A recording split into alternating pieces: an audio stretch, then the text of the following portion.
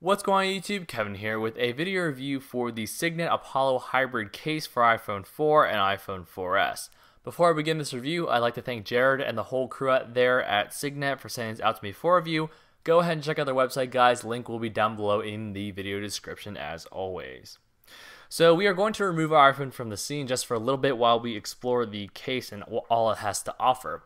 You'll see here in the very inside of the case you have this silicone material. This is an impact resistant silicone, so that if you were to roughhouse your phone a little bit, throw it on the ground, or what, well, not throw it on the ground, but like, throw it around your house or whatever, drop it maybe from a small distance, this silicone will take up some of the shock that your iPhone will have to endure.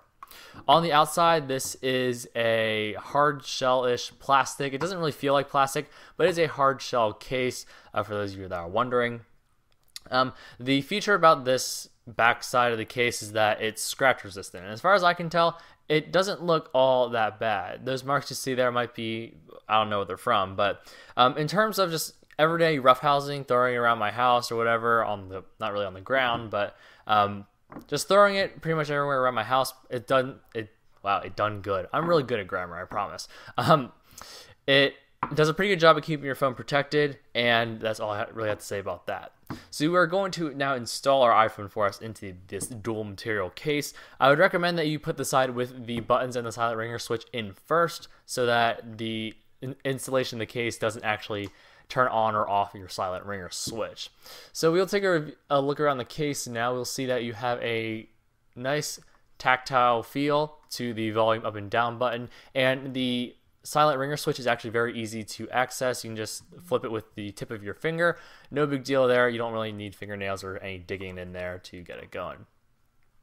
On top here, we have the cutout for the headphone jack as well as the secondary microphone. If you do have a slightly larger, headset or headphone jack or plug, whatever, it might not fit, but from most of the headphones I've tried, it fits perfectly fine.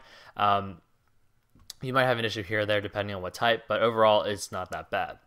On the top here, you have a similar button as is the volume up and down. You have a nice tactile feedback for the sleep wake button. At the bottom here, you have a nice cutout for your 30-pin dock connector and your speaker and your microphone. The only problem I really have with this case is the fact that actually right here, you'll see here, this part isn't actually all that snug. It's kind of loose, and you see it here. I'm not sure if this is by design, because if you have the older style Apple dock connector, the one where you have to pinch it at the sides to pull out the plug, that just barely fits into this cutout. And every time I try to use that type of dock connector, I feel like I'm stretching out this cutout, but this might accommodate for the design for that. I'm not sure if that was by accident or if that's the actually design thing that they tried, but note that the older style dock connectors are a little bit snug, and it feels like you're stretching out the cutout here to plug it in. This case does feature a lay on the table design. Let's see if I can try to focus that in for you right there.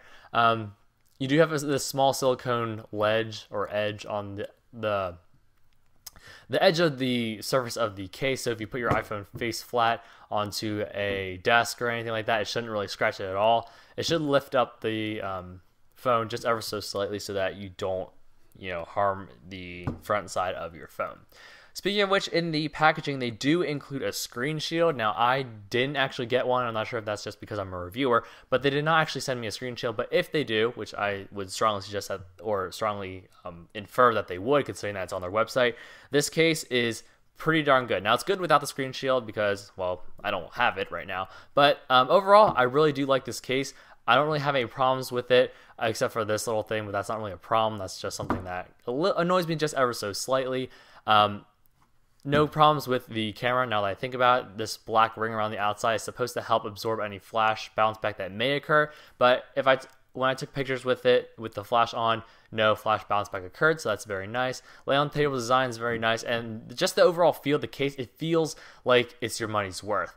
Now the question is, what are you paying for a case that comes with a screen protector, that's scratch resistant, that has this impact resistant silicone on it? Well, it doesn't actually cost that much. It costs a standard around $30. $29.99 is what it says on their website.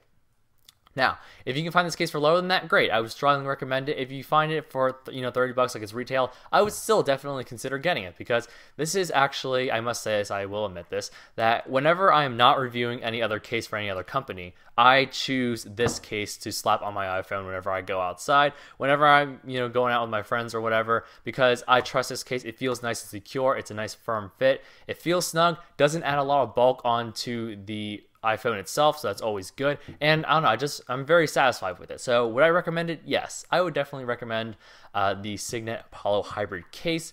It's a very good case, feels very sturdy, and I have really no bad things to say about it, again, other than this small little thing at the bottom, which, again, it's not a real huge deal, but I really love this case. I would definitely recommend it for anyone looking for a nice case that will, it's very nice and very light, but it still does its job in terms of protecting your phone.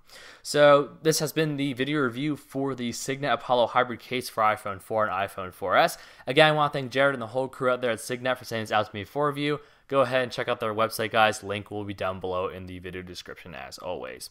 So thanks for watching. Please feel free to rate, comment, and subscribe for more content in the future, and I will see you guys in the next video.